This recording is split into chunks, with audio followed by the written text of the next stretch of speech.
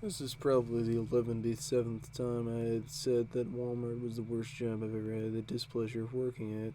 One of the worst things about it was the schedule. Pretty much had to get up at noon because I worked until 11 p.m., took a shower, went to work, worked all day, then went home and went to sleep. Felt as if I was in the shoes of Larry Needlemeyer from The Amazing World of Gumball. Here's a clip if you don't get the reference. Up, I shower, I come to work, I work all day, I go home, I go to sleep. I get up, I shower, I come to work, I work all day, I go home, I go to sleep. I get up, I shower, Needlemeyer, what do you think you would? I get up, I shower, I come to work, I work all day, I go home, I go to sleep. So yeah, that was my life for the time that I was there. So this day, I believe it was December of 2021, but I don't really remember. It was a bit of a foggy period in my life, honestly, and it was over a year ago too. So that day, I was feeling particularly tired and decided that I wanted to stay home. So I called the store and said I wanted to take the day off because I was quote unquote sick. I was trying to pull a sneak 100 10 billion IQ move there, but I didn't quite work. Because my absolute asshole of a boss said, "Sorry, it's the holidays, we really need you, just try not to get anyone sick." So I decided it was time for plan B.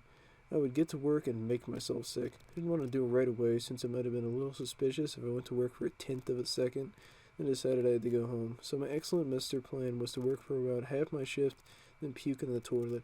So when it finally became 5 p.m., I decided to spring into action. Told my team lead that I had to use the bathroom and essentially made myself barf.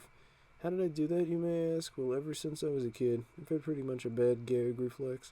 It would sometimes to be triggered if I would brush my teeth and put the toothbrush too far back to reach the molars or whatever.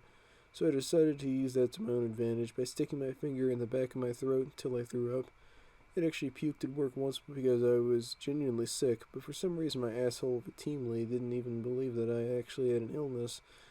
So I thought I was just trying to get out of work. The motherfucker honestly had the audacity to ask for a picture of my barf as proof. I don't know what kind of psychopath takes pictures of their barf.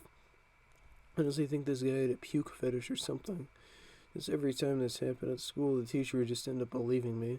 So since this guy was a fucking weirdo, I decided to take a picture of the barf just to show this man so he could get his rocks off, or whatever the weird purpose of needing to see a picture of my pre-digested food from my lunch break. So I walked up to him and said, "Hey, can I go home, please? I barfed," and I took a picture to prove it so he'll believe me. But he said, "I'm sorry, no, you need to stay here, but you can go to sleep in the break room if you really need to.